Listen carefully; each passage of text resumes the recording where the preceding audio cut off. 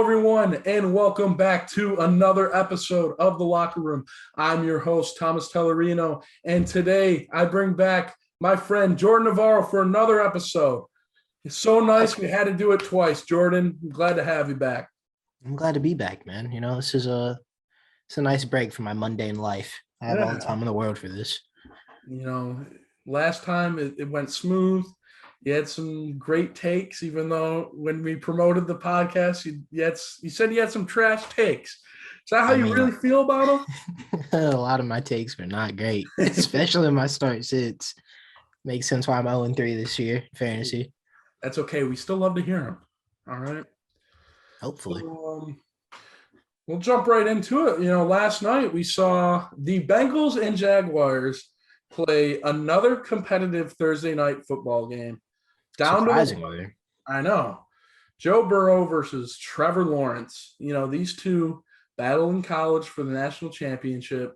Now they're battling for that Thursday primetime game. What a barn burner that one was. I know. Final score ended up being 17-14, right? 24-21. Okay, 24-21. And honestly, it looked like Jacksonville was going to pull this one off. It did. Urban Meyer did his best, and he went to that podium heartbroken. It was not a good sight. Well, I think Jacksonville might have had a chance, but at half, they're up 14-0. They're in the red zone. Read option's been working, but you could have taken the field goal. You'd have been up 17-0, and you ended up losing the game by 3 points. So that one hurts. But Jacksonville had a decent showing. They didn't do too bad. They protected Trevor Lawrence pretty well, even though he ran for his life a couple times. Yeah, I was not expecting Trevor Lawrence to play as good as he did, just because we haven't really seen much out of him. But that read option touchdown, man, my man put the moves on that D lineman. Hey, okay, that is nullified by the read option he had in the second quarter where he fell down with no one touching him. Okay, he looked like Big Ben. But he's a mobile QB, okay? He is. I think this offense looked a whole lot better because of one major factor. Carlos Hyde was not involved, and they let James Robinson take 95% of the touches. James Robinson's just the better back. He finished with 78 yards, 2 touchdowns. Had a really good game. So. Haven't teams realized this, that Carlos Hyde is not, running back material anymore? How does he still have a job? He's kind of like Mark Ingram, except just not as good. That's the best way to explain it. He's a running back that can't run. He's just Eddie Lacy was fat and got cut from the league. Carlos Hyde is in shape, but I'm not entirely sure I wouldn't take Eddie Lacy in shape over him still. Put some Chinese food out there on the field, Eddie Lacy will run a 4.4 guaranteed. I don't know, in shape, or is he a shape? That I don't know. But you talk about James Robinson, having a good game. You want to read off some other stats for us for them Jaguars? Sadly, the Jags lost arguably their number one, although I think Marvin Jones is probably the number one, but DJ Chark's lost for the season. So he was out. He's out with a fractured ankle the rest of the year. Trevor Lawrence had 24 attempts. He was 17-24, 204 yards. Got sacked once. He had an 82.5 QBR. Not a terrible game. They ran the ball a lot in this game, and Trevor Lawrence was way more involved in the rushing attack than I thought he'd be, but it was working in the first half. He finished on the ground with 8 carries, 36 yards, and a touchdown to go along with James Robinson. Like I said, 78 yards and 2 touchdowns. Shelnut Jr. had 6 catches, 99 yards. His longest catch was a 52-yard bomb. Pretty ball by Trevor Lawrence. But other than that, no one else really got involved. Marvin Jones had 3 catches for 24 yards. It was kind of a disappointing night for him. But, Shelnut, Marvin Jones, and Chark were their only options anyway in the past game. So losing Chark, it'll be interesting to see how they fill it in. I feel like they had 5 different tight ends out there, and none of them were really that great. So we'll see how they do. The defense, nothing too spectacular. I think they did record 1 sack. I want to say it was Adam Gaddis who got it. So it just a mediocre night for the defense. Yeah, really, this Jacksonville team, the past 3 games now have been competitive. They both last night against Arizona, they were going into the half, they're leading the game. Yep. And really, it's just everything's falling apart for them in the second half. Do you blame Urban Meyer for that, for not being able to coach in the second half, or is it on the players? It's probably a little bit of both. I think Urban Meyer's still adjusting to NFL speed and adjusting to NFL coaching and making those adjustments in the second half. Because, I mean, he doesn't have an Ohio State roster anymore. He doesn't pummel people in the first half by 48. Trevor Lawrence, I don't know what happened in the second half, but the run game was just not there. I don't know if he was making the wrong reads, but the read option I was working in the first half just didn't really work in the second half. I don't know if that was a defensive coordinating thing for the Bengals. They keyed in on that. Obviously, they probably did a little bit. But I think the biggest thing is the defense for this Jaguars team is just not good. There's no other way to put it. They've lost a lot of pieces over the last couple of years, so they don't really have much talent on there outside of Miles Jack. But even Miles Jack had kind of a just okay game. I feel like he was getting kind of frustrated trying to guard some of these Cincinnati players. So I was just disappointed in Miles Jack as the captain of that defense. You got to do better, but there's not much talent on that defense. So I think it's a team and an Urban Meyer thing why they keep collapsing. Yeah, Miles Jack, he's really the only premier defensive player, like you said. So he's going to get double teamed most of the game. They're going to just be like, they're going to plan around him, be like, okay, let's just minimize him. And then that's all we need to do. But I know you said last week, you thought Trevor Lawrence has been overrated.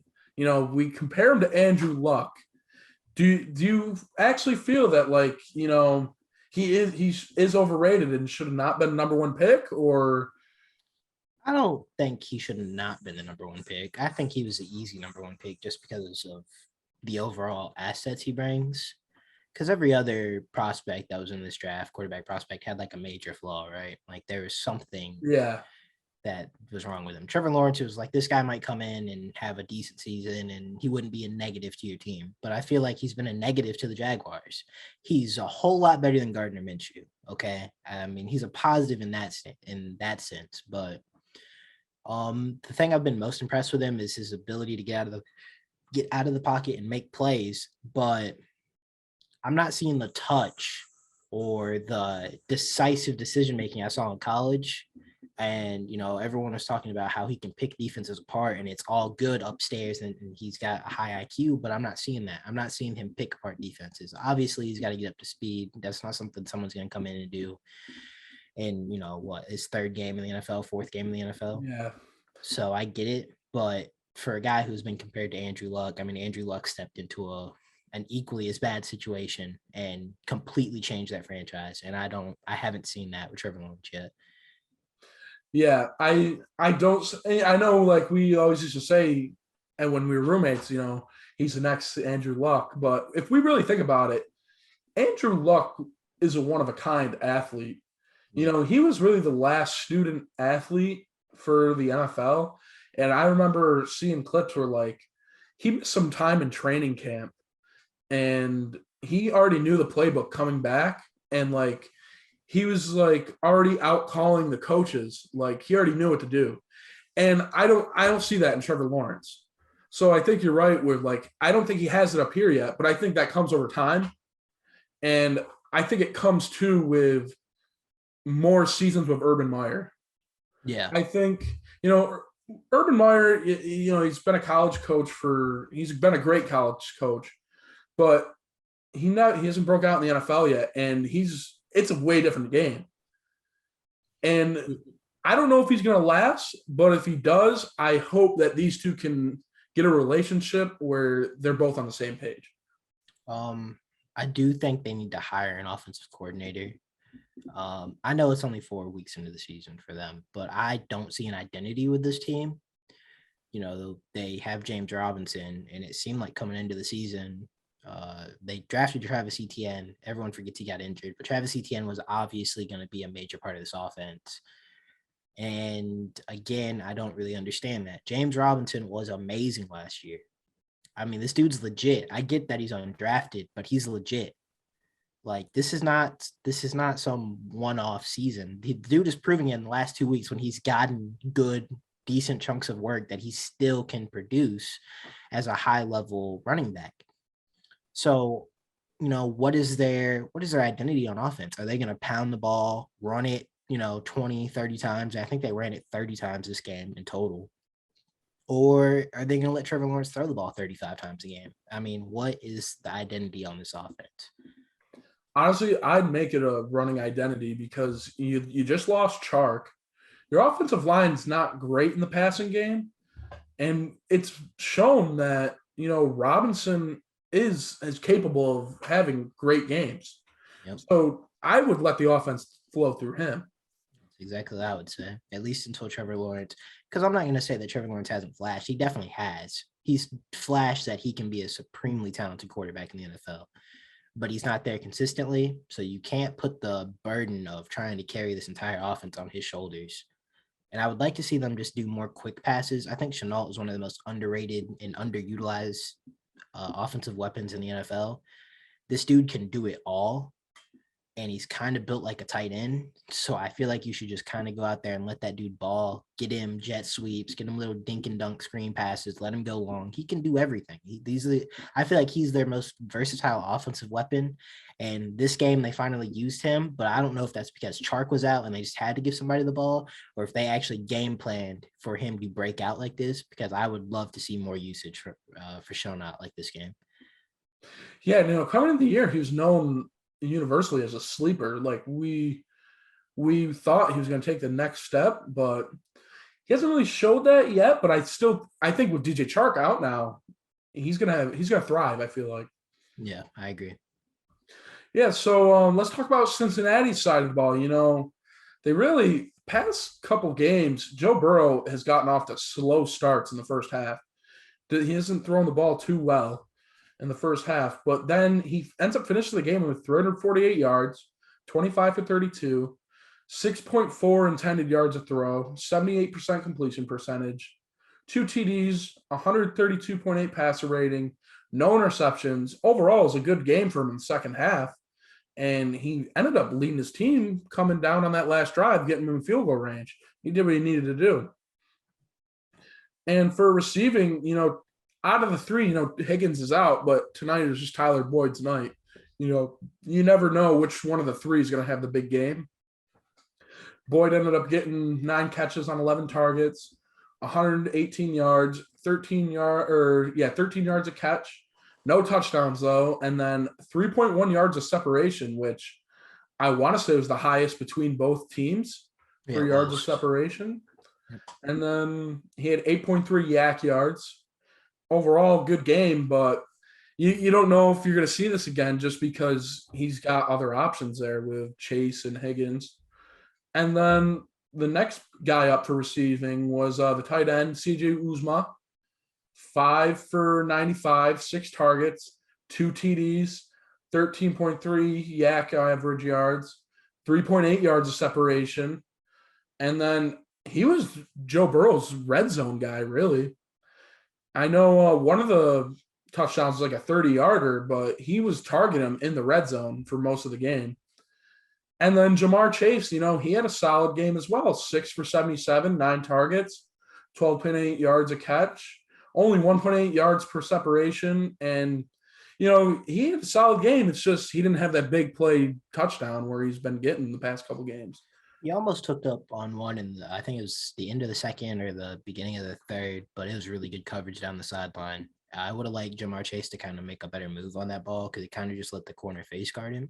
But yeah, like you said, Jamar Chase had a solid game, and he's not going to catch 2 touchdowns every week. So, yeah, the one thing I do worry though with Jamar Chase is, and they've been seeing this since training camp, he does not create separation how they were expecting him to. I don't know if that just comes with a year off from football and he still has to get in the swing of things, but hopefully we do see a bigger jump. But honestly, he's doing good without it, so you never know. Yeah, I think it's like you said, he took a year off. Also, his head might be a little inflated right now because he's been getting these big touchdowns. He might be thinking, okay, maybe I'm just fast enough to get by these corners. he tried to put a couple moves on people last night. They were okay. He's no Justin Jefferson. Justin Jefferson showed last year that he's an elite route runner his rookie year, and he's only going to get better. But Jamar Chase will get there. I don't think there's anything to worry about. He was elite in college at getting separation, so I wouldn't worry too much in the NFL. Yeah, the biggest thing is he's able to catch the ball, and yeah, of course, yes. He fooled everyone, like we said, and I don't know how we all fell for it, to be honest. The whole league was like, what do you mean he can't catch a ball? You're a wide receiver in the NFL. But hats off to him. And then the only really big offensive player on the night, other than the rest, was Joe Mixon, 16 carries, 67 yards. They had a touchdown, 4.2 yards a carry, which is really well for him.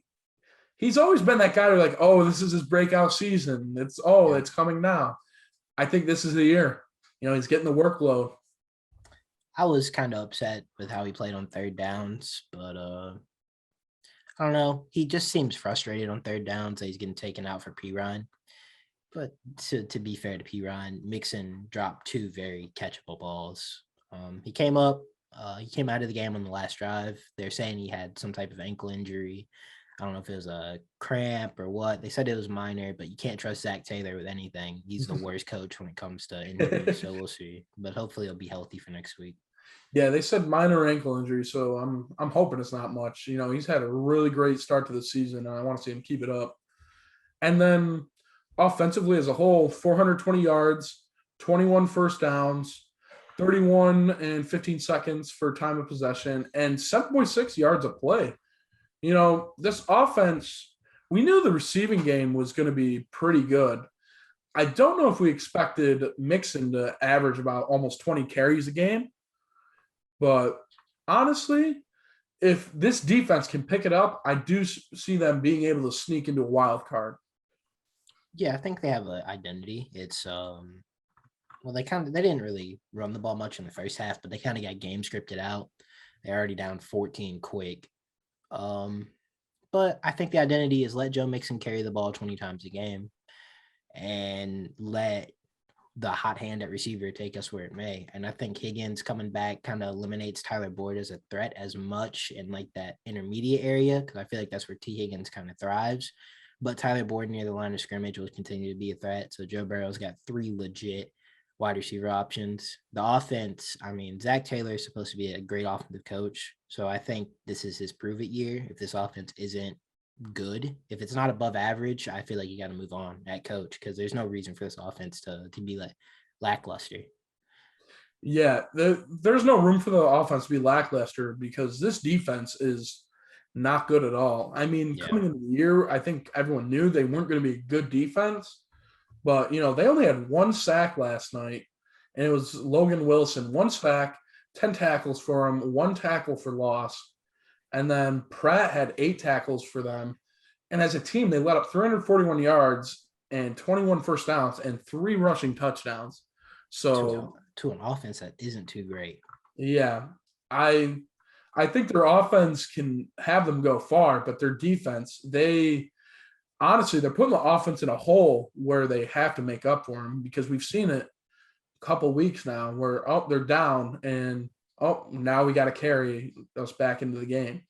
Yep. And they're Joey Burrow 3 interception week from being 4-0. So that's rough for them. But to just end it, I guess they're 3-1. The wins are wins in the NFL. Yeah. It might, you're not going to complain anywhere you win them. So good for them. Jags and Jags fans, you guys are on the come up. Don't worry. It's going to be a rough season, but trust the process. Yeah, you got to trust the process. They'll get somewhere. Yeah, they're a young team, I feel like coming into the year, you can't expect just drafting Trevor Lawrence that's going to turn everything around. You got to build around him, and I think it's going to take a couple years to build around him. Yeah, they probably need another draft class or 2 in a free agency, but they'll get there. Yeah, nothing wrong with that. As for that, let's step back a little bit. Let's look at our Week 3 awards. Now, you did so great with the NFC last week. What are your NFC awards this week? Offensive player of the week. This was a tough one because I kind of wanted to go to Devante Adams just to be different, but as a 49ers fan, that hurt me to say that he single-handedly destroyed our defense. So I'm going to go with Matt Stafford, who I think is equally as deserving. I called it last week. I said that that the Rams would beat Tampa Bay and it'd be the big come-out game for Stafford to prove that it's legit. Granted, Tampa Bay has no corners, but Stafford had 343 yards and 4 touchdowns, so he's my NFC Offensive Player of the Week. My Defensive Player of the Week in real life, I believe it was Byron Murphy. I'm not giving it to Byron Murphy. I'm giving it to Trayvon Diggs because he absolutely shut down Devante Smith, which I get he's a rookie, but Jalen Hurts' number 1 target was nowhere to be seen on the field. So great job by Trayvon Diggs. He had a big interception as well. Team of the week, I'm going to give it to the Packers, mainly Aaron Rodgers. But to coincide with that, the special teams player of the week for me is Mason Crosby. Ice in his veins. That's a huge kick for them, especially after Aaron Rodgers drives down the field in 37 seconds. So, you said it last week.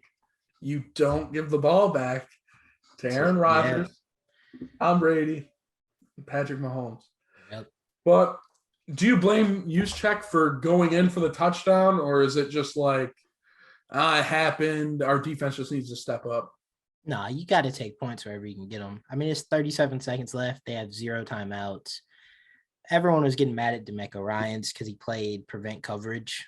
But, I mean, to be honest, prevent, maybe they should have put pressure on him. But the 49ers were already banged up at corner. They got even more injuries during the game. Are you really going to put a rookie out there with the game on the line, pressing up against Devontae Adams and have an 80-yard touchdown happen, So I get it. It could go both ways, but the defense you got to put more pressure on him. You got to stop him there, even with prevent. I mean, that's just ridiculous. 37 seconds, no timeout, and Aaron Rodgers made it look like a practice. Yeah, I thought this 49ers defense was going to shut him down a little bit more. They knocked out Devontae Adams at one point. I don't know what they gave him to get back in the game. But honestly, though, I was impressed with their offense. Jimmy G did not have a bad game, I thought. He started slow. The whole offense did. But, I mean, he floated a couple balls. That terrible fumble, I don't know what that was. I don't think he knows either. But the run game wasn't there. So, with all that being said, Jimmy Garoppolo had a decent game, yeah. And then, I was shocked with the run game just because we've seen this Packers run game just get ran through every week in a big game. But is that because of the new defensive coordinator, you think? Or is it just guys stepping up now? I think it's more on the 49ers than on the Packers because I feel like the Packers, the same problems kind of were there, but I don't think Kyle Shanahan trusts Trey Sermon at all. I don't know why we traded up in the 3rd round to get him if we don't trust him, but it looks like Kyle Shanahan can't run the offense he wants to run with Trey Sermon, and you saw it. Kyle Juszczyk was out there. Now, I'm a big believer in Juszczyk. I mean, he's the best fullback. Yeah, best fullback in football. He could probably play tight end if he really wanted to, but he's not a running back, and he took, I think, 11 or 12 running back snaps. So obviously Kyle Shanahan is not comfortable with Trey Sermon, and his offense with the 49ers specifically has been a lot of smaller speed type backs like Raheem Mostert, which is why Elijah Mitchell was able to step in and have the good game that he had this season because he's kind of built like Raheem Mostert. So I feel like it's just a failure on Kyle Shanahan's part. But the Packers played much better run defense in the second half than I expected when Trey Sermon did start getting some touches. They kind of neutralized him because we kind of switched up the scheme. We didn't run much zone with Trey Sermon. It was more one cut, more power looks, really. He was running between the tackles.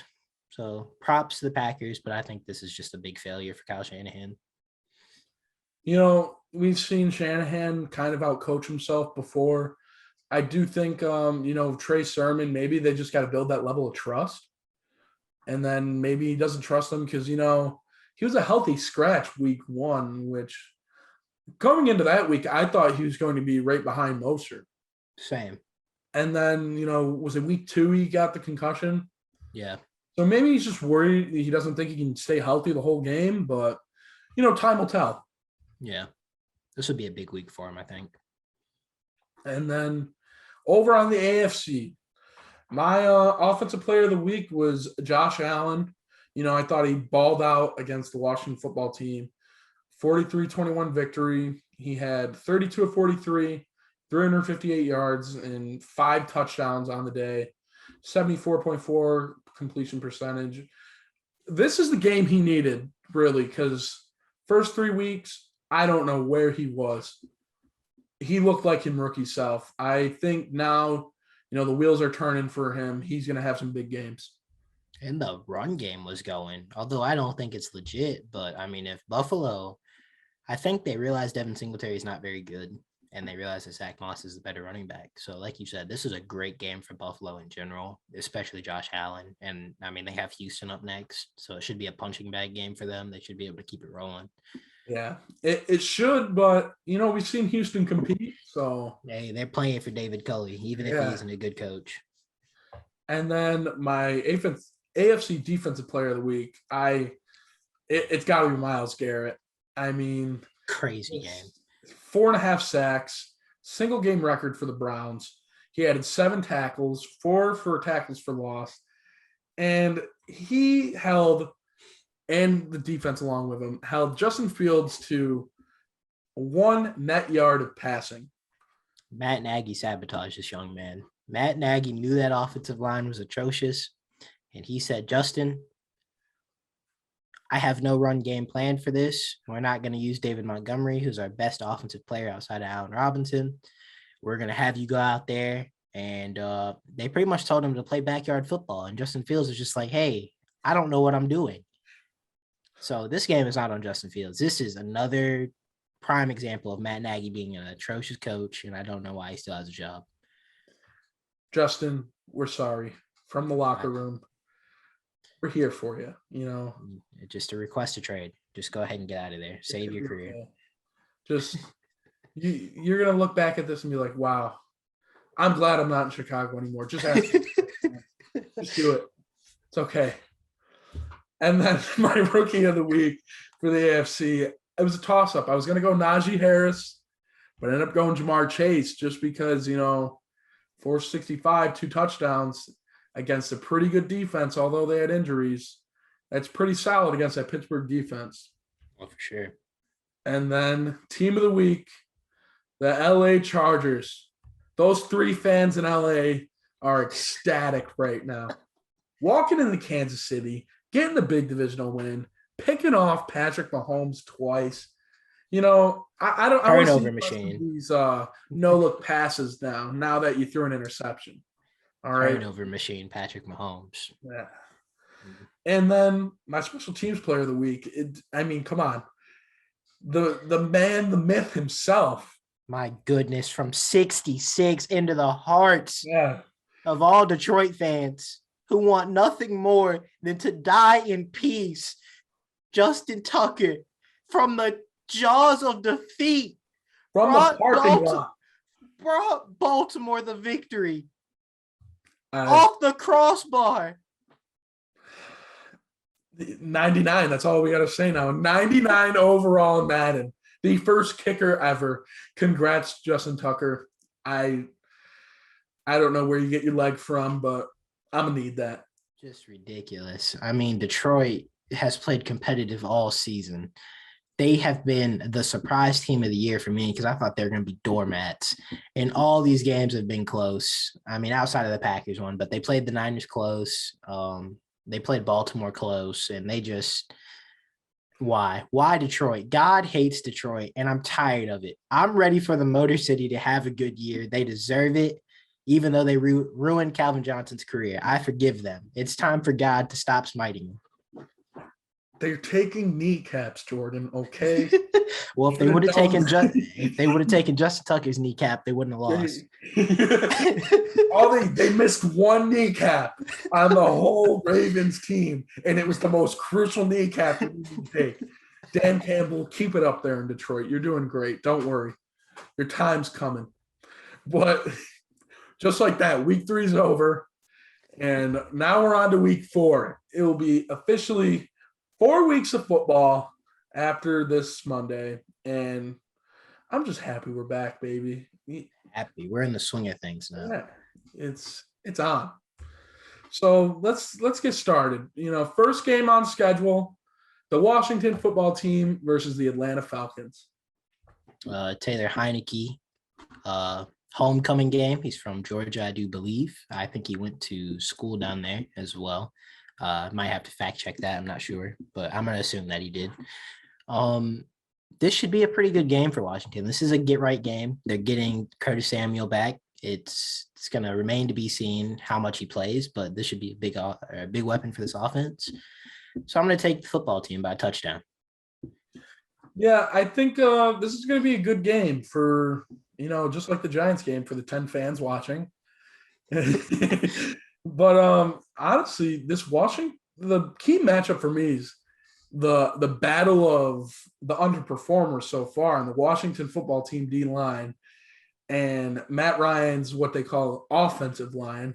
I mean, they're better off putting up practice dummies at this point and then just having actual players out there because Matty Ice, I'm sorry, you're just getting no protection. So, this will be a get right week for Chase Young and them boys out there. If they can't generate pressure on this line, there's some serious problems. But I do think it can be a close game, but I just have Washington pulling it out just because I do think that D-line's going to get to Matt Ryan. Next game on tap, we have Houston Texans versus the Buffalo Bills. There's not much to be said about this game. If Houston wins this game, David Culley needs a statue. And Houston, they have no right to be competitive in this game.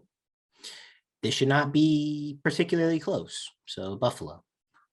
Yeah, with the way Buffalo's defense has played the past couple weeks, I think it's going to look a lot like the Miami game.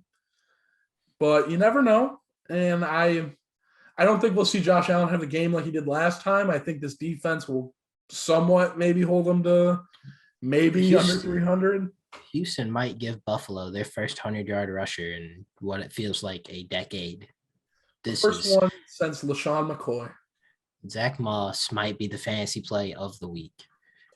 You never know. I mean, we'll get into that later. Yeah. Move on. I'll also take Buffalo on that one. Next one up, the Detroit Lions versus Chicago Bears. Detroit, from heartbreak to glory, you will climb the mountaintop that is Matt Nagy, and you will plant a Motor City flag in Chicago on Soldier Field. Yes. Detroit will win this game. I'm with you. I got Detroit winning just because Chicago still isn't named a starter. Doesn't matter who they put out there. If they put Justin Fields out there again and have the same exact game plan, I'm going to be sad. Just for Justin Fields. He's come a long way since the QB1 documentary, okay? Can someone please want this man? Georgia wanted Jake Fromm over him. You're telling me. Why don't he want me, man? You're telling me no one wants him. Come on. He has athletic ability. Please coach around him, Matt Nagy. Please. It kind of seems like they told Matt Nagy, you are terrible at picking quarterbacks, so we're going to pick Justin Fields for you. And he kind of threw a temper tantrum. And maybe that's why he doesn't like Justin Fields, because he sure doesn't like him. I wanted Zach Wilson. But, hopefully they get something going. But I think Detroit's going to edge this one out. Dan Campbell, get your first wing to the guy. And then next game on tap, Carolina-Dallas. Good NFC game. This will be a really close game. No one has been able to successfully run on Carolina yet. It looks like Kellen Moore wants to run both Tony Pollard and Ezekiel Elliott 20 times a game. So we will see. I do think Dallas holds the edge because they are able to adapt their play style and they can have Dak throw the ball 50 times and be competitive. So I'm going to take Dallas just because I think Carolina will shut down the run. But I don't know if they can contain CD and Amari Cooper. And again, like I said last week, I'm not too thrilled with how Carolina's played offense. So, but this will be a close game. How about them Cowboys? That defense stepping up last week. Micah Parsons, man, something's Michael Parsons. But for me, the key matchup this week, I think, is if this pass rush gets to Darnold. I think if Parsons and Gregory get to Darnold, we're going to see him flustered. I don't know if he'll be seeing ghosts. I don't think he ever will again. But I definitely do think they can contain him with not having to worry about McCaffrey now. But like you said, I think these receivers might be too much. And then this Dallas offense has been able to thrive against every team. We saw them thrive in the passing game week 1. We saw them thrive in the run game against the Chargers. And then last week against Philly, they thrived in both. They made Philly look like they had a high school defense. So with that, I got to go with Dallas on this one. Give Kellen Moore his credit, damn it. He's a pretty good offensive coordinator. Not great, but very adaptable. Their rumor is that he's gunning for head coach, not just in Dallas. He might take a head coaching job somewhere else after this year. Man, Chicago's probably going to have a head coaching job opening in about 30 minutes. 48 hours or so, 72 hours. I mean, he's a young guy. He knows how to run a good offense. He's been doing it for a couple of years now. Yeah. Well, we'll see. But for now, how about them Cowboys? Next game, Indy in Miami. This is going to be a snooze fest. Jacoby Brisket takes on his former team, his former employer, the Indianapolis Colts. This could be a get-right game for both these defenses. Miami has struggled. Their defense is supposed to be their strong suit. It does not look like that. And Indianapolis is 0-3, and they just got beat by the Titans in a heartbreaker. So I do believe Indianapolis will win this game just because I can't see them starting 0-4. But I think this is going to be a game that's going to be dominated by both of these defenses as they try to kind of correct some of the issues they've had earlier in the season. Yeah, I was looking at some of the matchups, and, we could see Miami's wide receivers do really good against the Indy D-backs, but I just don't see enough quarterback play out of Jacoby Brissett where that's going to take him over the top this game. And I also have Indy, their defense, carrying them in this one. And I think we could see Jonathan Taylor have a big game or one of the running backs. But that is to be determined because, I've had my hopes up for Jonathan Taylor for a couple weeks. And I've been let down. But I got more on him later. Yeah. Next game, New York Giants versus the New Orleans Saints, and the Saints home opener. Does Danny Dimes throw dimes? That's a question I ask you. I mean, I don't think so. Are we talking actual dimes or a football? No, football. No. Now, would you say he has targeted Sterling Shepard and Darius Slayton more than Kenny Golladay? Yes. Now, would you say Evan Ingram he's more comfortable to throwing to Evan Ingram and a guy who plays underneath than Kenny Golladay? Yes. Would you say Marshawn Lattimore is an elite corner capable of keeping an offense's number one option at bay? If you're saying Kenny Golladay is number one, I'd say yeah. Well, ladies and gentlemen, I have some breaking news for you. Darius Slayton and Sterling Shepard are not going to play in this game. Evan Ingram is going to play in this game, fully healthy. Saquon got 84% of the snaps last week. He'll probably get 90 plus this week. A lot of checkdowns, I'm sure. And Kenny Golladay is going to get covered by Marshawn Lattimore and will probably have Marcus Williams over the top for help. And Kenny Golladay does not get the ball so far in 3 weeks. So I'm going to take New Orleans, and I'm going to take heartbreak for Kenny Golladay fantasy owners who think he's going to get 15 targets and have a great game. I don't see it happening. And I got to start him this week against you. And I don't know why I'm doing it to myself, but I don't really have the option because that's how bad the bench is looking. But I want to know, does Saquon have positive yards in this game? It's going to be close. It depends on what New Orleans decides to key in on. Do they think Saquon's the main threat? If they do, he won't have a great game. But it depends on how much pass work he gets, right? We could see a Saquon type game where he just breaks off a 60 or 70-yard touchdown. But outside of that, I don't see anything too big happening for him. So they're going to need to pass to him 6 or 7 times for him to have some really good yardage. And I think they will, because I don't see Kenny Golladay getting 15 targets. Yeah, what I see is Jameis looking to his left and right, eating some dubs. And maybe handing the ball off for 4 touchdowns, maybe. Maybe 100 yards on the game. No, probably. And they're getting I think they're getting Traquan Smith back this week. Yeah. Slant Boy isn't back though yet, so he's not going to be back. Yeah. And that might be a good thing. Maybe. But next game, the Tennessee Titans versus the New York Jets. Julio and AJ Brown are out, so Ryan Tannehill is not the greatest fantasy start. But that doesn't mean they're not going to win this game, because fantasy football is not real life, and they have the ultimate equalizer in games like this where their defense should play pretty well. His name is King Henry. Now, the thing about King Henry is he's not like every running back in this day and age. Running back by committee is not something you do with King Henry. See, King Henry is the type of guy who carries the ball 40 times and asks for more after the game. So I'm predicting at least 30 carries for Derrick Henry. That's it? And that's it. And I'm predicting that the Jets will score over 10 points. This will be a breakout week for them. They might score 2 touchdowns, guys. This might be Zach Wilson's best offensive week because Tennessee's that bad. But Derrick Henry is going to pulverize them. He's going to run them to sleep. And Tennessee's going to walk out here with a win, even without their 2 best receivers.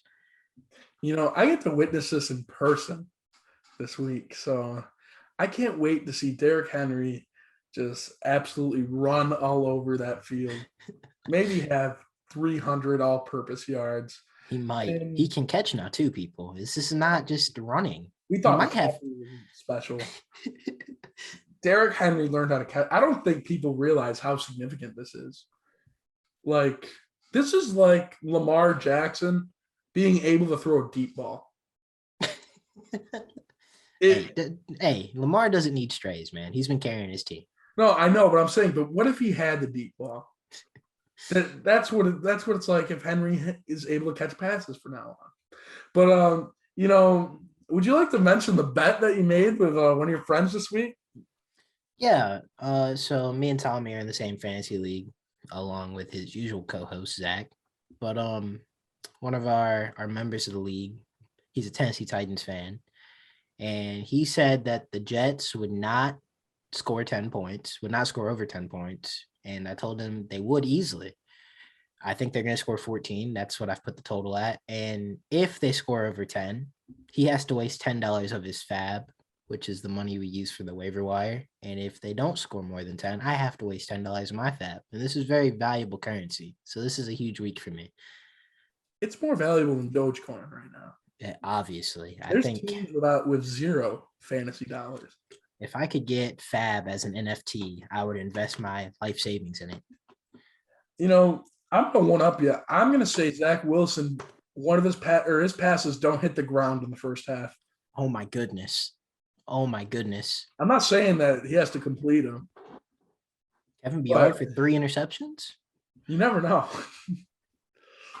That man has looked awful, and maybe he will have a positive come out of this game, maybe a couple touchdowns. This is a Corey Davis revenge game. I'm starting him. I'm fully expecting to be let down, but I'm all aboard the Corey Davis revenge game. Corey Davis, you've been killing it. And not really, but I hope touchdown. Did we skip a game? Did we skip Cleveland, Minnesota? That's next on my list. All right. I just didn't know. I think I wrote them down wrong in the time schedule. All right. Yeah, so Cleveland, Minnesota. This will be a good game. a lot of difficult matchups in this game to me because these teams play so similarly. I'm going to pick Minnesota because I think they just had finally put a full game together against Seattle. And it's a miracle that Seattle didn't score 40 on them with how bad their corners and secondary are with the two elite receivers they have, but they mostly shut down Tyler Lockett.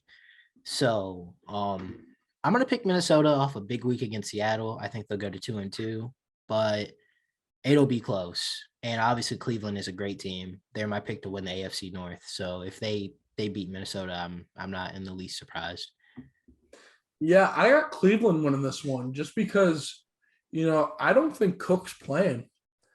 He hasn't practiced yet this week, and I think it would help if they were able to get into the offense. But I think this Cleveland defense is better than way better than Seattle's defense. So I do think they're not going to be able to shut down completely these receivers, but I do think they're not going to give up as many big plays. I think Cook is playing. I He think is I checked playing? that Okay. today. Adam Schefter, Ian Rappaport, one of them tweeted that he's trending in the right direction to play. So I Okay. think he will play. All right. Yeah, I read earlier that he was iffy, so I didn't know if they were going to pull the trigger or not on that one. Honestly, that could be one of the games of the week right there. I think it will be. I think that'll be a really good game.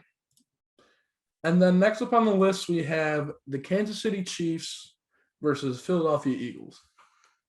Should be a get-right game for Kansas City. If you're not fired up after losing to a divisional opponent and losing on a heartbreaker to Baltimore, you're 1-2. This is the first time the world has doubted you in 2 years. They're starting to wonder if the kingdom is crumbling before it really even begins, which I don't think it is, obviously. But now you've put yourself in a hole in the division, and you got an easy cakewalk, a team like Philly, who I retract all my statements I said last week. I mean, I don't know what happened. You were giving me flowers. I thought Sirianni had something, and then he didn't run Miles Sanders, and Miles Sanders was like 50% of their offensive yards, and he had 4 touches. I don't know how you just don't use him. So I take back everything I said. I'm willing to admit that was a terrible take. But Kansas City should win this game. If they don't, there's something seriously wrong. Yeah, I have Kansas City win this one too. Andy Reid's facing Philly. This is going to be a big game for him. And I just don't think Philly's good enough on both sides of the ball to keep up with Kansas City. Kansas City, I feel like that offense is very similar to the Dallas Cowboys, where at least the passing game is. And I think they're just going to let it air out. And it's Tyreek Hill may be in for a good game after 2 weeks of just being a track star. So, yeah, like you said, it's just a get-right game for Kansas City. And then also another potential game of the week, the LA Rams versus the Arizona Cardinals. This is a huge game for the NFC West. This is the game that Arizona has to prove that they're either legit or they're what everyone thought they were, which is just a sometimes electric offense with an okay defense. History is that the Rams absolutely dominate this Arizona team. It's happened for the past couple seasons. The Rams have not let them get started. So I've got the Rams in this game. I think Sean McVay has unlocked the secret sauce to his team with this Matt Stafford pickup. I think their defense is elite, way better than Arizona. Well, I'm not going to say way better because Arizona's defense has played good this year, but a much more proven and experienced elite defense. So it's either going to be a shootout or the Rams are going to stamp Arizona this week and show that there's levels to the NFC West. Yeah, I have the Rams. I don't think Arizona's going to be able to hold the Rams' offensive weapons. Cooper Kupp's been lighting it up with Stafford. And I know we haven't seen Robert Woods getting it going, but I do think he can get it going against Arizona, really. And Higbee has had good games against Arizona. I see Arizona's offense putting up a good game, but I don't expect a lot out of DeAndre Hopkins, I don't think, just because, him and Ramsey, although, Hopkins is one of the best receivers in the league. It's just a tough matchup for anyone. I mean, if you get 6 catches, 55 yards out of that and a touchdown, you got to take it. Yeah, that's an elite game against Jalen Yeah. Ramsey. But I just don't see Arizona being able to hold up with the Rams on this one. And then the other NFC West game of the week, Seattle and San Fran. Sound like Skip Bayless on this when he's talking about the Cowboys, but I got some things to get off my chest. First and foremost, Kyle Shanahan, your ego is getting in the way of you coaching. The offense has started slow for 3 straight weeks. Outside of the Detroit game, which I'm not even counting, we also let them come back in that game. Seattle, you have 2 elite wide receivers to cover. You neglected cornerback in the draft, which I was very upset with. I told Tommy that Asante Samuel was the guy I wanted, and look at what Asante Samuel has done in the beginning of the season. He's balled out. We neglected corner. We took Aaron Banks. Aaron Banks isn't playing. He comes from a power run offense in Notre Dame. He doesn't fit Kyle Shanahan's zone run scheme at all. So he hasn't played. He's been a healthy scratch. He's been inactive. Trey Sermon, you traded up in the 3rd round to get. It doesn't seem like he was a Kyle Shanahan pick because he hasn't used him. Meanwhile, the 6th round Elijah Mitchell is your de facto number 1, I guess, and he might not play. George Kittle might not play. Speaking of George Kittle, you haven't gotten him involved in the offense enough. You have maybe the best tight end in the league, debatable with Kelsey, and you don't use him. Brandon Ayuk was in the doghouse for some reason, even though he was injured. Kyle Shanahan, this is your chance to still prove that you are an elite coach, which I think you are. This is your chance to prove that the 49ers are still the team to beat in the NFC West, even though we've started slow, and show something. But it's going to be a shootout because DK Metcalf and Tyler Lockett are going to feast on this secondary. So this is his chance to prove. And Jimmy Garoppolo, you better show out because every week you play like an average quarterback is another week fans want Trey Lance to get in the game. On the Seattle side, like I said, this secondary is terrible. This should be a game for DK Metcalf and Tyler Lockett. So I'm actually going to pick Seattle. I don't have a lot of faith right now in Jimmy Garoppolo as a quarterback. So I'm going to pick Seattle to win just because our secondary is that atrocious. Don't worry, buddy. I got you. I'm taking San Fran. I'll believe in him this week. I think Deebo Samuel's going to have one of the best games of his career so far. All right? It's going to happen. Don't worry. San Fran's going to walk out of here with a dub. Hopefully. I think these two always play each other tough, but I think Shanahan's going to be able to coach this game. Don't worry. I think it's going to come down to the wire, but I think he's going to be able to coach in this one. We will see. And then next game, another good game, Baltimore and Denver. Teddy Two Gloves, our favorite quarterback here, the locker room. Teddy Roosevelt. Roosevelt. This will be a decent game for both of these teams, I think. Denver is not going to be able to run on Baltimore, so this is going to be a game that Teddy Two Gloves is going to have to shine in. So I'm going to take Baltimore just because I think not having the running game is going to affect Denver a lot, especially the defense not being able to control the time of possession. And I think Baltimore, they've got to they got to fix what they did in Detroit. You know, Denver's a tough defense, but you could score on them. So I'm going to pick Baltimore.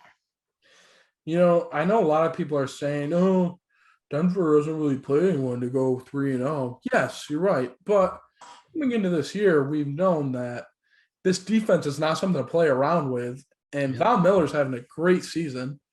Don't know where that came from. He's still got something left in the tank. But I do think they're good on both sides of the ball. And I think if they're able to limit Lamar on defensive end, I don't think they have to worry too much on the offensive end. I do think it will relieve some pressure off Teddy. I do have it being a shootout or a close game. I'm going Denver. I'm going 4-0. And then I'll save the Sunday night game for the last pick. And then the Monday night game of the week, another great game, Vegas and the Chargers. Just win, baby. I'm all on John Gruden. I'm drinking the Kool-Aid. As much as I love Justin Herbert, and I've said I think he'd win MVP this year. He was my preseason pick to win MVP. I'm with the Raiders, especially if they get Josh Jacobs back because the Chargers' run defense has been atrocious. So I think it'll be a close game. I think this is going to end up like 28-24, kind of a shootout. But the Raiders are going to start 4-0. I'm drinking the Kool-Aid. The Raiders, as Chris Berman would say. I'm with you. I'm all in on the Raiders right now. I do think it's going to be a close game, but they got way too much momentum to not be able to win this game. Yeah, John Gruden's got to get over the hump of losing all these primetime games. Darren Waller could be in for a huge game. I think it's going to be a grit and grind game, but it's going to be a good one. And Derek Carr, MVP, baby. MVP. I didn't see this. I always thought Derek Carr was good, like borderline top 10, not 10, but somewhere, you know what I mean? Yeah. But, he's stepping up, and it's about time. I'm glad he's back. Using the receivers is a big help, too, when you're not throwing to Darren Waller 25 times, Hunter Renfrow does it baseball and football. He is, get this, Zan said this, Zan is a member of our fantasy league, is the perfect analogy. Hunter Renfrow is the young man / old man, because he looks like he's 40, in the West Coast version of Cole Beasley. He is the Raiders' Cole Beasley. He reminds me a lot of Julian Edelman with those zig routes, in routes, out routes. Yep. They're sneaky fast, man. He's a gym rat. He's sneaky athletic. He's a stand-up guy. Yeah, I'd let him date my daughter. Got a Clemson education. He's a college man. I mean, come on. He stayed there for 7 years. I'm sure he's got 2 degrees. I bet she's a doctor. Dr. Renfro. Doctor of thugonomics.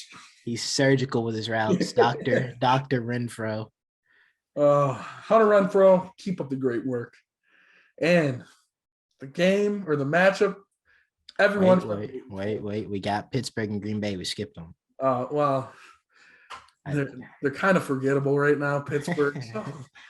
I'm taking Green Bay in that matchup because I think Pittsburgh has just had a rough time. Yeah. Green Bay, they got a bad man at QB. We've seen many years since. It's not going to be good for the Pittsburgh Steelers, I think, this year. Big Ben's gone. You might as well throw in Mason Rudolph, even though if he does get more. I mean, you might as well, or throw Dwayne Haskins out there. I mean, if you're going to tank. Go sign Cam Newton if you want. I don't know. Mike Tomlin, what are you doing? Yeah. But to the matchup, everyone's been waiting for, especially Tommy. He's been waiting for this for a while, especially since he's a huge TB12 method believer. If I was at school right now, I'd grab the book. All right, that's the Bible. He feels betrayed deep down. He doesn't want to admit it because he loves them so much. But the duo of Gronk and Brady, even though Gronk is doubtful, he'll be on the sidelines. They're returning. Gronk's just riding Brady's coattails. Okay, I'm more upset with just. They're returning to New England, ladies and gentlemen. How do you feel about this, Tommy? Where does your fanhood lie this week? I saw Mac Jones play a great defense last week. And I said, wow, Mac Jones looks like he should be in college right now. Mac Jones has been used to being able to play Ole Miss every week. And don't disrespect them. They're 12 this year. Ole Miss, you're on the come up. I'm sorry. But he's used to playing no competition. And this week, he plays the biggest game of his career. Oh, this is a legacy game? This is the biggest game of his career. Oh, my goodness. You are going out and performing against the guy that you are being molded after, okay? Bill Belichick can't tell the difference between him and Tom. He looks at Mac every week at practice and goes, oh, Tom never left. I have him right here. It's Mac Jones. But with that said,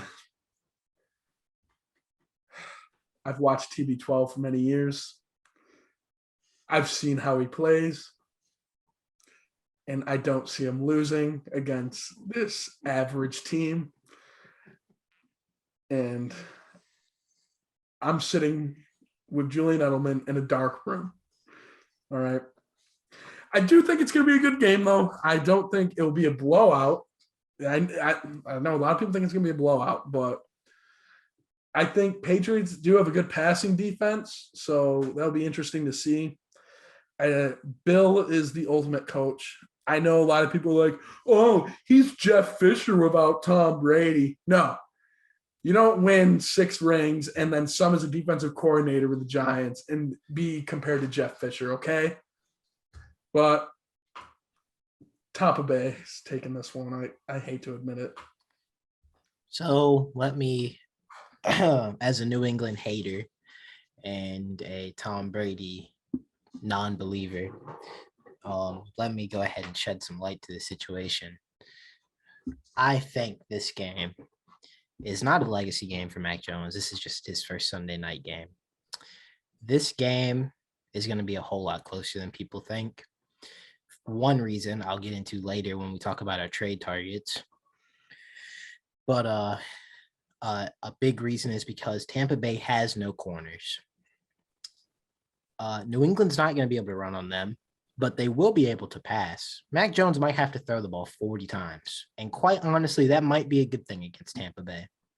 Jacoby Myers, Nelson Aguilar, Jonnu Smith, Hunter Renfrow, whoever they decide to replace. They don't have Hunter Renfrow. Or not Hunter Renfrow, Hunter Henry. Sorry. My apologies.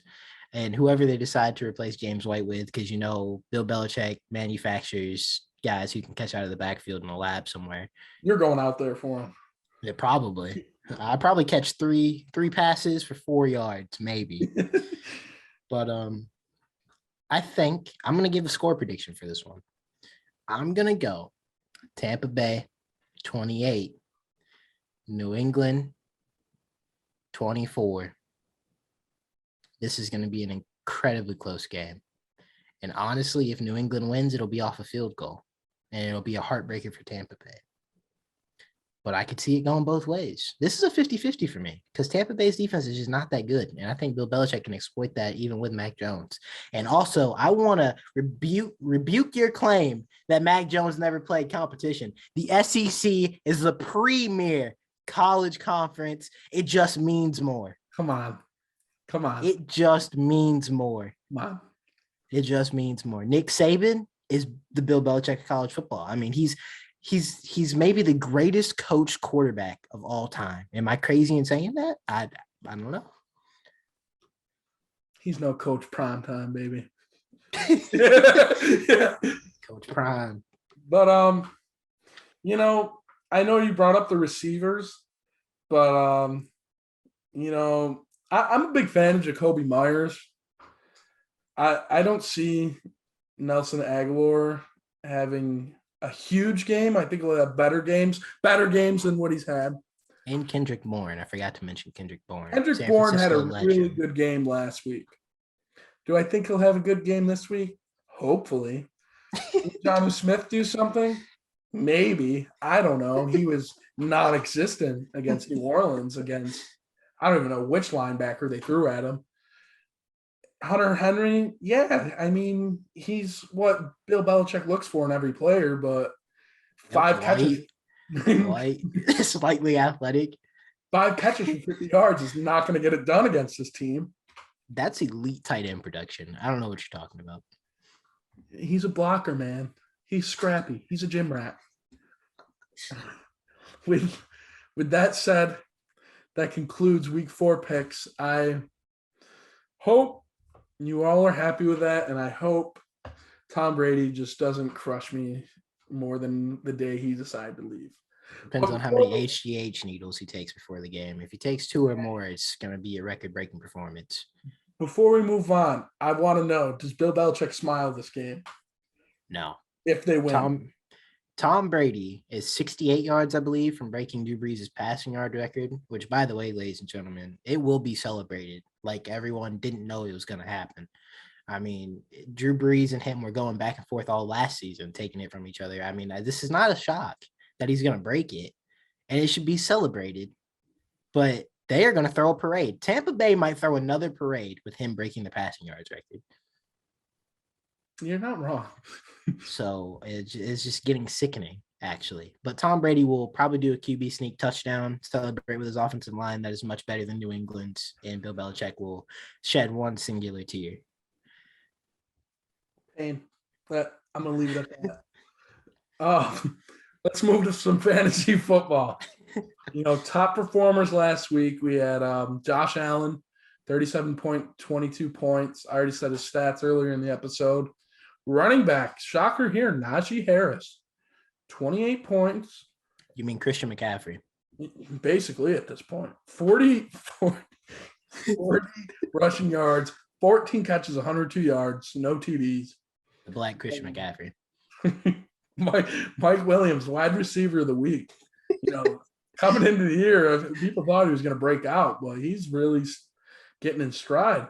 33 points, 7 catches, 122 yards, 2 touchdowns, 1 2-point conversion. Good for him. The dark-skinned Keenan Allen. It's about time because it's been 4 years now? Oh, Mike Williams is going to have a great year. Listen, he's been injured, man. He's been injured. Yeah. He finally did it. Yeah. Tight end, Dalton Schultz, 26 points, 6 for 80, 2 tutties. Where was Travis Kelce? I will say is full point PPR, so it can switch between leagues. But week 4, stardom, sit-ems. Who you got at quarterback? I got Taylor Heineke as a start of the week. I think he'll have a big game against Atlanta. The offense has got to show out at some point because the defense ain't been doing nothing. So you got to get right on one side of the ball at least. So just Atlanta's terrible. That's really what that boils down to. And I think Terry McLaurin finishes as wide receiver 1 this week. I'm saying that biased because I have him on my fantasy team, but I'm praying to God that he does. My sit is Ryan Tannehill. Nothing more than the fact that he's missing his 2 best receivers, and I have no idea who's behind them. So, and Derrick Henry. Yeah, and it's the Jets. So if you got points for handoffs in your league with some weird rule set, he will be the quarterback 1. He will hand the ball off 30 times at least. Never know. For me, my start, it's kind of a shocking one. I have Derek Carr. I think he rides this momentum into the week, and I think he throws a couple touchdowns. Has he had over 300 yards every game? I don't know. But around 300 yards a game? Definitely. Yeah, I think he'll do it again. This Chargers defense, I think, goes up and down. Sometimes they play great, sometimes they play bad, and I think it's going to be a shootout. For my sit, I'm with you with Tannehill just because I don't know who's catching the ball. And then for running back, who do you have? Running back, I have David Montgomery of the Chicago Pain. He's, like I said, he's their best offensive weapon outside of Allen Robinson. And the one disadvantage that Allen Robinson has is that he has to catch passes from the quarterbacks of the Chicago Bears. So they need to lean on David Montgomery. Detroit hasn't really been able to stop the run, although they miraculously shut down Baltimore, who decided that we can't run against Detroit. I don't know what that was about. But David Montgomery should get 20-plus carries. My sit is the entire Denver backfield. I don't think it'll be a good week. I don't want shares of either Melvin Gordon or Devontae Williams splitting carries against an elite Baltimore defense. My running back start is kind of a shocker, but Clyde Edwards-Helaire. He's fumbled a lot this year, but he's facing a Philly run defense that has not looked good.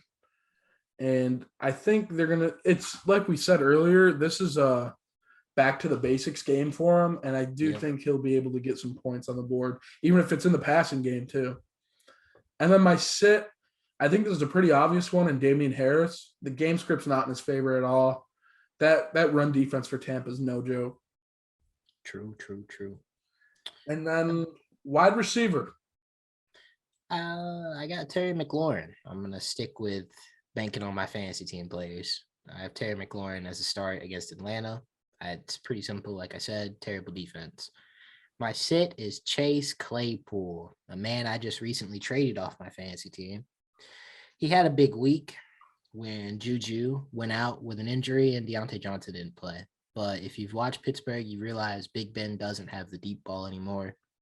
Chase Claypool relies on that. He relies on red zone targets, but it looks like Pat Fryermuth, the Muth of Luth, it looks like he's a red zone threat. Najee Harris is there. I mean, they can't run the ball. So, I mean, he gets a 1 yard, like fall in touchdown, that's the red zone offense.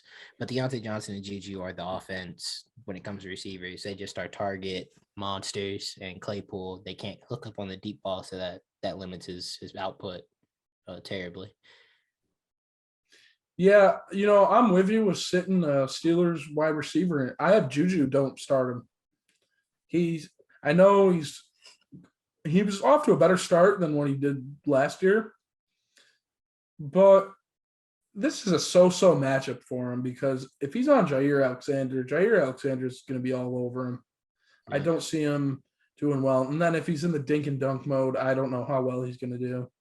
But for my start, Debo Samuel, 33% target share this year, fourth highest in the NFL.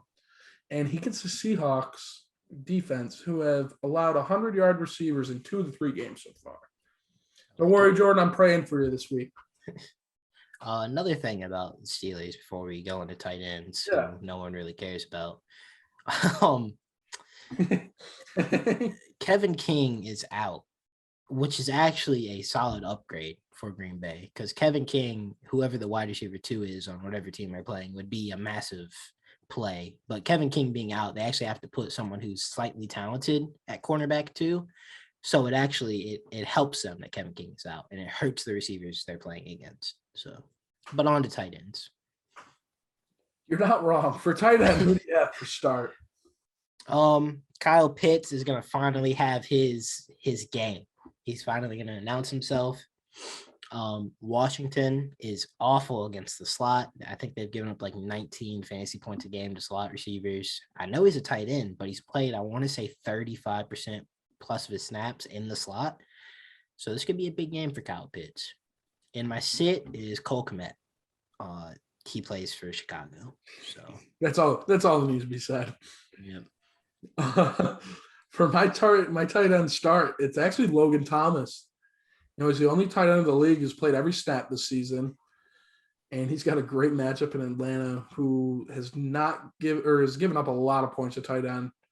And then my tight end sit, I know he had the best tight end performance last week, but it's Dalton Schultz. I don't say chasing that box score is going to help them just because this is a great defense in Carolina. They have good linebackers. They're going to be able to keep up with Schultz. I agree. And then, we're a quarter of the way through fantasy after this week.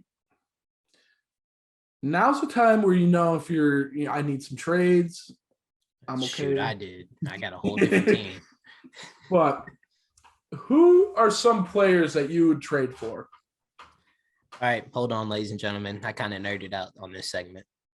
So I want to highlight a stat, unrealized air yards, which basically means, it basically means the player is getting the air yards. And if you don't know what air yards is, it's just the amount of yards that the ball is thrown in the air. So if a player has a lot of air yards, it means they're getting the deep shots, and those type of shots usually turn into touchdowns or long plays.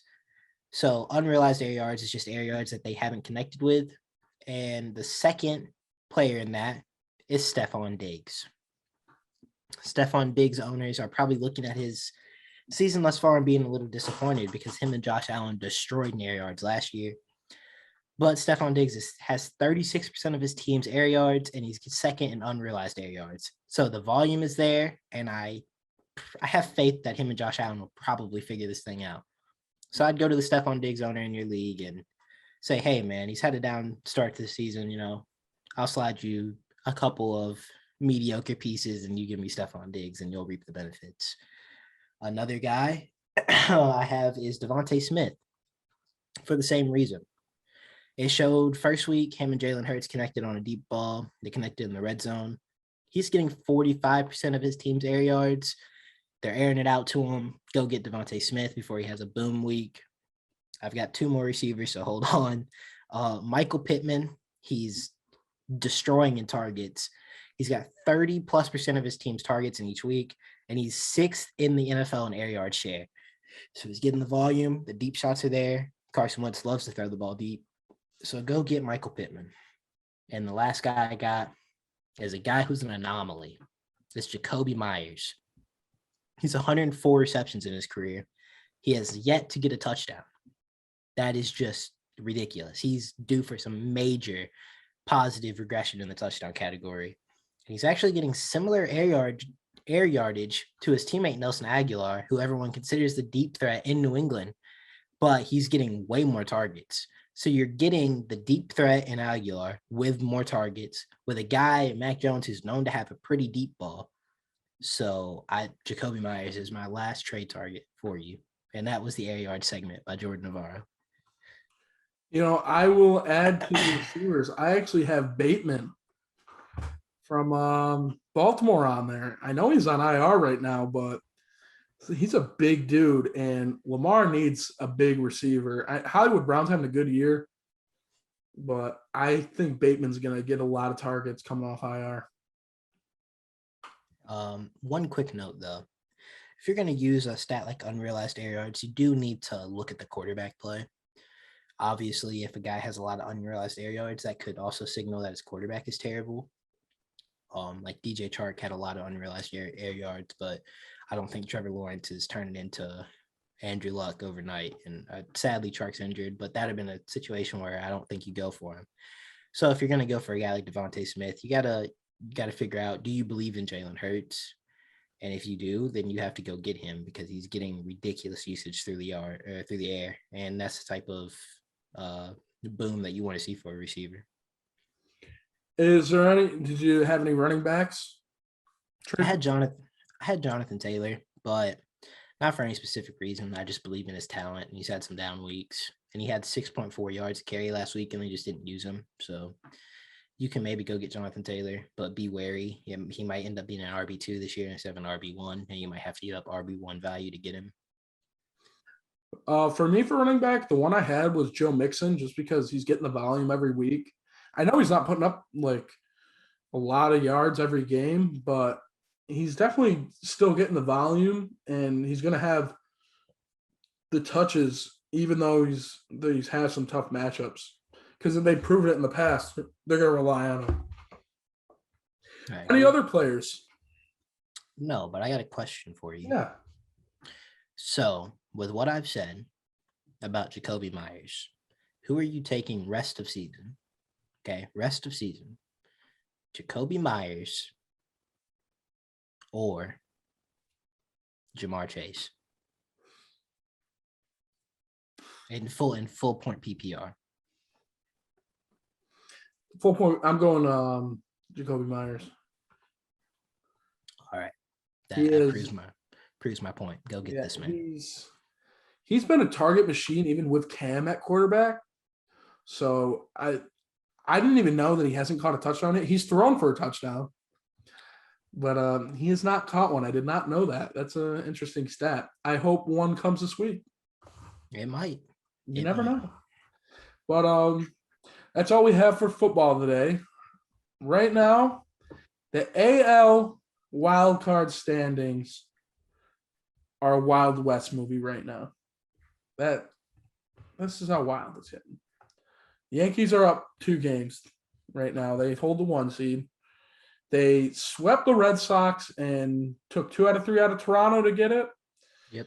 And Giancarlo Stanton says, fine, I will put all of New York sports on my back and carry us to some hope. Along with Aaron Judge. Yeah, along with Aaron Judge. But Twin Towers. To be honest, I was not expecting this out of Giancarlo Stanton just because I've seen this for many years now. I've seen what Stanton does in big situations. And I was not expecting it. he didn't get many in Miami. I mean, he did tie the Yeah. Yankee playoff record for home runs last year, and he only got to the ALDS. So, but it's wild for sure. Let me check on the games because I think the Mariners should be playing right now. The Red Sox are currently up 4-0 on Washington, and Toronto's up 6-0 on the Orioles, doing something that Boston couldn't do. Sorry, Tommy. It happens, you know. It does not look like the Mariners are playing yet. Either that or I'm missing them, but I'm not. No, they play at 10-10. All right. Well, anyway, this is going to be great. This is going to be a close end of the season.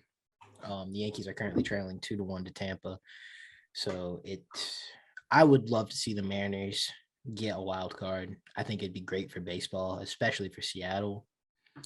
And I also don't want to see 3 AL East teams in the playoffs. I feel like that's just, I don't know. I feel like the Yankees and the Red Sox almost kind of don't deserve the spots. The Red Sox were so hot in the first half, and then they just kind of crumbled in the second half. And the Yankees have just been an enigma all season, where this team gets hot and then they look like a AAA team. So I just feel like with the payroll that these teams have, it would be better to see the feel good story in the Mariners and Toronto get them. But I'm a Yankees fan, so I'm not mad that we're in the first wild card. I think it's going to be Yankees Red Sox. I don't see, unless the Yankees get swept and Toronto or Seattle wins out. It could happen. Tampa Bay does hate New York. It could, but it's got to take a lot. And, like you said, the Yankees have been up and down all year. Red Sox get COVID in the second half, are not themselves. Toronto came on strong at the end. I think it was just not enough at the right time. And then Seattle just came out of nowhere. I was not expecting Seattle to even be ahead of Oakland come this time of the year. I do think you are right. It would be nice for the MLB to see Seattle in there. But I also think seeing a Yankees-Red Sox wildcard game is also a good sight for baseball because it's just another chapter in the rivalry. For sure. But do you think Yankees hold on to the one wild card? I do. I think we'll take 2 out of 3 against Tampa. I only think it'll take 1 win though to secure. I think if we win tonight and Boston or Toronto loses, which it looks like it's going to be very unlikely for those 2 things to happen, we clinch tonight. But I think the Yankees will hold on to one of them. I don't know if they'll hold on to the one, but I think they'll get in. I think it's pretty solidified as long as we don't get swept. Yeah, I do think if it is going to be Boston, New York, I think we're in for a great pitching duel with Cole and Sale. I don't think Sale's going to pitch the whole game. I think it'll be Sale Eovaldi, but I think it'll be one of the better wild card matchups we've seen. And I think it could be the same with the Yankees because Cole has been so terrible his last couple starts because he's nursing that hamstring injury. But Severino has come out of the bullpen and been lights out. He's been our best pitcher the past week and a half or so. So it could be a Cole Severino wild card game. Do you think they trust Severino to go multiple innings? Has he gone 2 innings max? Yeah, it's been around 2. Okay. Do you think if say he's on, do you think they push him to 4 or? Yeah, I think they could easily push him to 3 or 4. I don't know if they would risk trying for a start yet, but 3 innings would probably be where they're comfortable with him right now. And then out west, Dodgers had the 1, but the St. Louis Cardinals. I know Zach and I talked about them the first couple weeks on the podcast saying, watch out for them. They might sneak in. But to win 16 games in September, 16 in a row. Ridiculous. That's crazy. Where's this come from?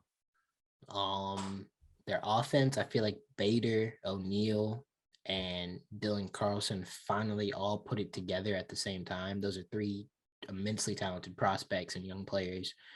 And along with Arenado and Goldschmidt, this offense has just been on an absolute tear. And they've had some resurgent performances out of Wainwright, who looks like he's found the fountain of youth.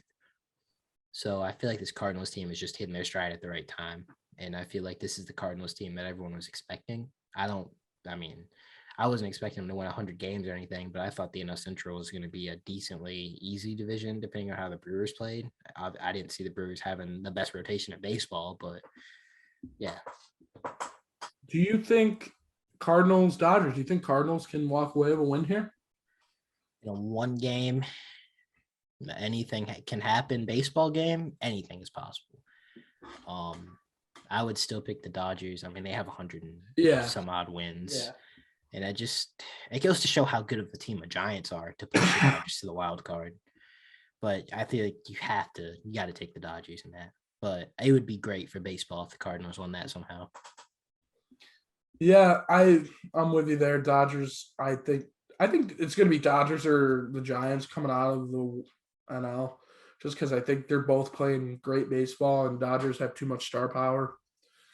But I think it'd be fun to see St. Louis get in there. Will it happen? Maybe. You never know. Yeah. And then that is all for baseball for today. Next up, we have some early NBA news. Ben Simmons has decided he is not showing up to training camp and has said, I'm never wearing a Philadelphia Sixers uniform ever again. Is this too much by him? Yes, I think it is. I find it hard to see where his problems lie, right? Are his problems with the fans of the 76ers and the Philadelphia fans who attack him relentlessly on social media for not expanding his game and not improving and kind of going MIA? Yeah, rightfully so, because he goes MIA in the playoffs. Or is his issue with the team? Because as Joel Embiid said, they kind of built the team around him, but I don't agree with that at all, because I don't think Ben Simmons fits with Joel Embiid, and I feel like they've kind of tried to force these two pieces to mesh because they don't fit in a half-court set with Ben Simmons. I think he was saying, if they would have just built around me and not try to build around Ben and they would be better. I think that's true. I think the 76ers best, yeah, I mean, I think the 76ers best shot is to trade Ben Simmons. I think their offense would be a whole lot better because Embiid, you got to play him in the half court, right? He's the best half court center in the league. So, and you're just killing your offense with Ben Simmons not being able to shoot. And I think Ben just has an attitude problem, right? I love Ben Simmons. I think he's got as much talent as anyone, but he has a serious issue where I think he thinks he's better than he really is. He needs to expand his game, and he needs to go to a team that can build around him like you build around a young LeBron. You just get him a whole bunch of shooters and watch him go to work. But he is not good enough. He's not shown that he's good enough to have this type of attitude problem. This is what everyone thinks Kyrie Irving is. Yeah, I know a lot of people think Kyrie is attitude problem, but I think the Ben Simmons situation is worse just because you're not even showing up to practice. You're just like, I'm out. I don't like that in any player really, just because, the criticism is right. You don't have a shot. You were MIA in the playoffs multiple times. When you have a wide open dunk and are passing up shots against the Atlanta Hawks, it just shows a lack of confidence, man, a lack of focus and a lack of confidence. Well, and it's one thing to say Ben Simmons isn't great offensively in terms of scoring, but he's a special playmaker. And he's also a great defender. He's an all-NBA type defender, defensive player of the year candidate. So, maybe he can't play offense in the playoffs and shoot and score, but it didn't even look like he was giving much effort on the defensive end. He looked like he was done with Philly. I don't think he wanted to be there. Yeah. So but I think he kind of screwed himself over just because, Philly wanted a lot for him. Yep. They wanted James Harden for Ben Simmons, and they're gonna have nowhere close to that now. Who do you even trade him to? Exactly. Do you trade him to Cleveland? I don't think he fits with Cleveland and all their big men. Yeah. I think you got to trade him to a team that just needs an identity. Minnesota? I mean, I mean, he'd fit better with Cat than any other big man just because Cat Yeah. shoots a lot. But there's not a lot of teams that can just plug a Ben Simmons in Yeah. and they're going to be good because their teams are not set up for Ben Simmons. I don't think he starts the season on a different team. I still think he'll be the Sixers, and he's just not going to play. Which Yeah, I agree. I think it's a shame to both the Sixers organization and to Ben Simmons himself, because although he can't shoot, he is a special player offensively as playmaking, and he's one of the best defending point guards in the league right now. With that said, the 76ers said they're not going to pay him. I don't know if I agree with that. I mean, I agree with it because he's not going to show up, so you should know the ramifications of you not showing up.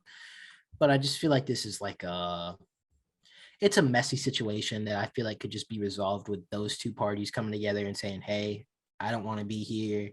You don't want to deal with the drama. Your team could be better without me. Let's just find me somewhere to go.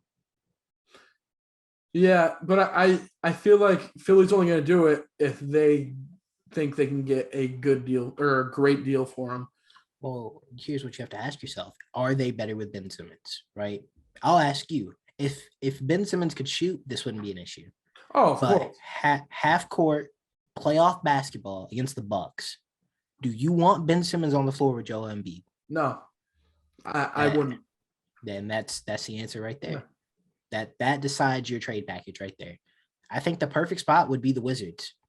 I think the Wizards can wipe the slate clean, trade Bradley Beal, even though they don't want to, and you have a special playmaker in Ben Simmons, and you simply say, okay, we're going to build this team around you. We're going to get you all the shooters you could ask for, and we're going to ask you to be Ben Simmons. We're going to ask you to show why you were drafted so high and why everyone still thinks you have this immense talent. And if he can't perform there and try to build that team up and, make the Wizards relevant here in 2 or 3 years, then if he doesn't develop, is what I'm trying to say, with the Wizards and getting a team built around him personally, or any team like that, not even just the Wizards, then he has no place in this league. Even Jason Kidd had to figure out how to shoot later in his career. Even LeBron has figured out how to shoot. If he just refuses to mature and realize that he can't play in this league without a shot, then he has no place in it. I mean, I don't want to say he's not capable of doing it, because I think he's very capable. We see all these videos of him shooting over the summer, and it's like, where's that in the regular season? Like, he doesn't even attempt them. It's not even the fact that like he's trying and not succeeding. He's just not even trying at all. I mean, he shoots worse at the free throw line than Shaq and Wilt Chamberlain. And he's a point guard. I mean, he's not really a point guard, but he's the guy that holds the ball the most. I mean, you can play hack-a-shack with the point guard, and he's the guy you have to inbound the ball to. I think it's not a good look for Ben Simmons. I do think it's going to be hard to trade him just because I don't know who's going to want him. I think it would have to be a team like the Wizards, the Pistons, although I think the Pistons are trying to find their identity. I don't think they'd want Ben Simmons. Maybe the Thunder, but I mean, that's SGA's team. I mean, like you said, it's going to be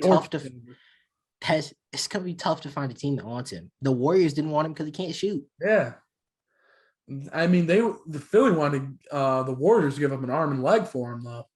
And he would fit good with the Warriors, but the thing is, he wouldn't be the main ball handler. And that caps his value right there, because he's only good with the ball in his hands. Because it's not like he's a threat to shoot. You don't even have to go out there to guard him.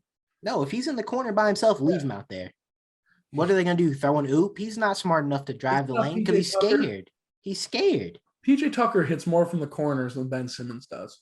Hits anywhere on the floor outside of the layup line.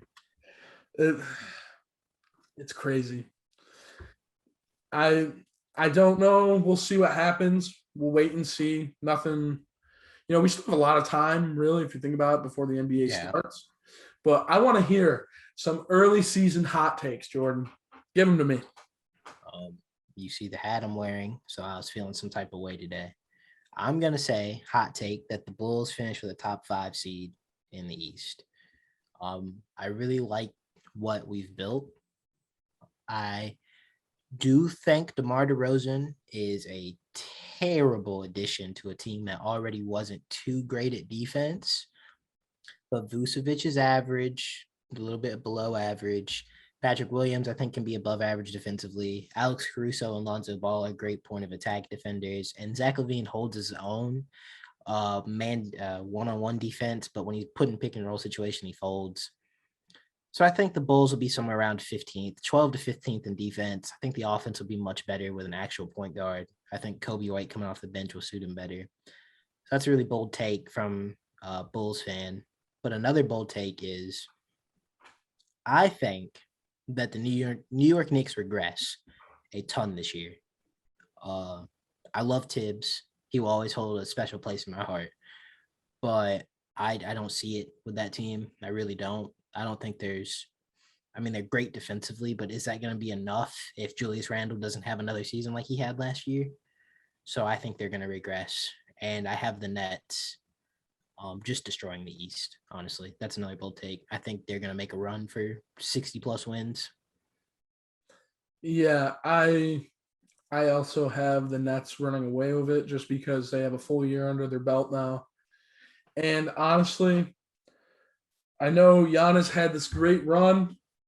I don't think he'll be a top 3 or 4 player in the world by the end of the season. I don't know if he can do it again. It's like, we said it with Kansas City. The tape's out there. Tape's out there now. True. Until he starts the season and he's shooting 36% from 3, and then the league is then we have a problem. But I think I don't see that Bucks team going back to back just because they lost PJ Tucker, who was a key piece, and they're also just going to get older. Yeah, but talk about old. We look at that Lakers roster, and a lot of people are making fun of them, saying they are old and stuff, but I still see them as a top 5 team out west if they all stay healthy. Russell Westbrook players love to play with him. I know he gets a bad rap, but he's going to do what he needs to do in LA. And then you have Rondo coming off the bench. That's a good point guard duo. I think Anthony Davis should have a better year. Yeah, especially if he stays healthy. Yeah, I don't know if they go all the way, though. I don't know if they can go all out west. The Suns, they kept kind of really the same roster together. Yeah. And then I'm high on Denver. I think I do think they might, depending on how the year goes. I think it's time to move on from Jamal Murray. Yeah, I would have liked to see them try to get Bradley Beal this offseason. Yeah, I think Jamal Murray's a good player, but I just don't think he's taken that next step. I agree. They just paid the other day Michael Porter Jr., who I know he's looked good, but I feel like that is a risky deal. I agree. I've always said I'm not high on him just because of the back injury, but his contract was over $200 million and he hasn't done much. It's $200 million conditionally. He has to make an All-NBA team this year for it to be 207. It's 5 years, 172 base. I don't see him making an All-NBA team. I don't think he makes that step this year. They're paying for potential. Yeah. I think he could easily be the best player on that roster, even over Jokic. He's got that type of scoring potential. I think he's a much better bet long-term on a championship roster than Jamal Murray. So yeah, I think we saw, the Nuggets kind of played better without Jamal Murray. Yeah. Jokic was still able to be just as great without him. And really, that's who you want to build around for your team. Yep. I don't think he will have back-to-back MVPs, though. I just don't see it happening. Because Luka's winning this season, baby. Luka magic. And then another bold prediction I have is Kristaps will be traded by the end of the year. I think it might be by the end of camp, honestly. He has said how I feel like an afterthought. That's because you are. Yeah, yes. You are 7'3". You can't rebound, and you think you're Steph Curry. Yeah. But other than that, I'm excited for some basketball. October is the best month for Yeah. sports, man. Playoff baseball, football's in full swing, basketball starts, hockey, if you watch hockey, I guess. We know a couple of people that watch hockey. So, Merrick, Deb, we're ready for hockey with you. Not really, but yeah. It's going to be nice October, I will say that. But any other takes or hot takes you have for NBA? I mean, my real only two were the Knicks regressing and the Bulls finishing top 5. But outside of that, I'll stick with those two. I don't want to overstep and make too many trash takes off the bat. You digress. Yeah, I digress. Well, Jordan, that's all for today. I'm glad to have you back. It was great having you again. It's wonderful talking sports with you. Hey, man, I could just take Zach's job. I'm kidding, Zach. Kidding. No, Zach will be back next week. Zach and I, our schedules didn't line up this week. Zach is going to the Penn State game versus Indiana. I'm home right now and will be in the city this weekend. So next Friday or Saturday, Zach and I will be back. And then, hope everyone has a great week and see you guys next episode. Peace.